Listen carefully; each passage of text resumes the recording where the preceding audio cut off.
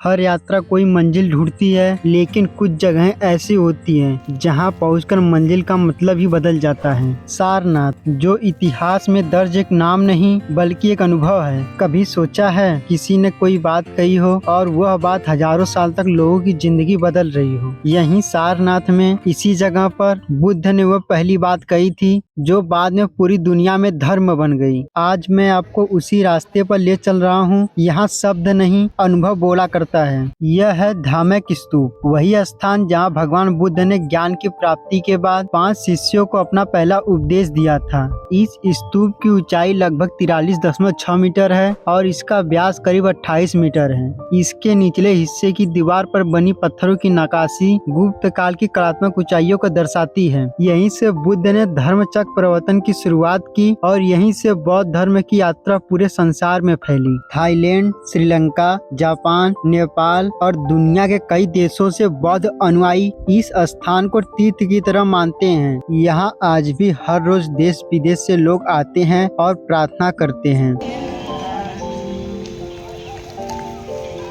अब जरा आसपास देखिए, यहाँ पर बिखरे हैं प्राचीन मठों के ईंट पत्थर के अवशेष, कुछ चबूतरे, कुछ छोटी दीवारें जो उस समय के भिक्षाओं के निवास स्थान थे।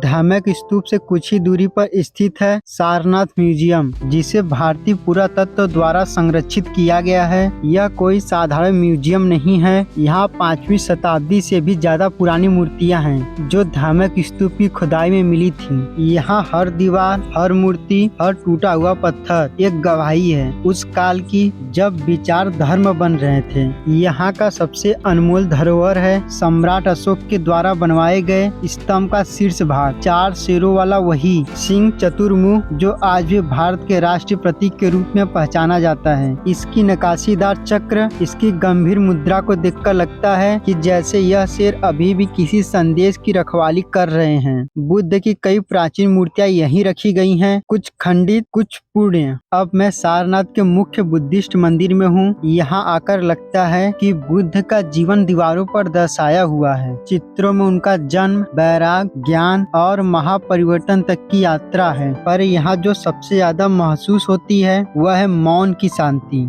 यहाँ सिर्फ भारतीय नहीं, दुनिया भर से लोग यहाँ आते हैं और यहीं से 200 मीटर की दूरी पर मुख्य मंदिर की भीड़ से हटकर यह जगह किसी छुपी हुई खजाने जैसी है। थाई टेम्पल, थाईलैंड की वास्तुकला पर भारतीय भूमि की ऊर्जा, मंदिर की दीवारों पर सोने की चमक और भिक्षुओं की आवाज, सब मिलाकर एक अलग ही दुनिया बनाते हैं। इसी परिसर में 80 फीट ऊंची भगवान बुद्ध की खड़ी प्रतिमा है जो भारत में भगवान बुद्ध की सबसे ऊंची प्रतिमा है। इस प्रतिमा का निर्माण 1997 में शुरू हुआ और सन 2011 में पूरा हुआ। इस प्रतिमा की आंखें बंद हैं, लेकिन लगता है जैसे वे आज भी सब कुछ देख रहे हों। हवा में महसूस होता सन्नाटा, आसपास की हरियाली और बीच में यह शांत बौद्ध स्टैचू। यह प्रतिमा में भगवान बुद्ध को ध्यान मुद्रा में दिखाया गया है, आंखें बंद, चेहरा शांत और मुद्रा ऐसी कि देखने वाला भी पल भर के लिए मौन हो जाए। यह प्रतिमा हमें न केवल भगवान बुद्ध के उपदेशों की याद दिलाती है, बल्कि यह बताती है कि शांति, स्थिरता और ध्यान आज भी उतना ही जरूरी है जितना 2500 साल पहले था। अब मैं आपको लेके चल रहा हूँ सारनाथ के मुख्य परिसर से कुछ ही दूरी पर हरियाली के बीच एक शांत स्थान छिपा हुआ है, चौखड़ी स्तूप। कहा जाता है कि भगवान बुद्ध ने यहाँ पर ध्यान और विश्राम किया था। इस स्तूप का उल्लेख 7वीं शताब्दी के व्याख्या चीनी यात्री हेंगसोंग ने अपनी यात्रा में विवरण में भी किया है। आज यहाँ इतना भीड़ नहीं होता, लेकिन जो आता है यहाँ कुछ देर के लिए ठहर जाता है। ऐसा लगता है जैसे यहाँ की हर ईंट बुद्ध की साधना की गवाही दे रही हो। सारनाथ कोई जगह नहीं,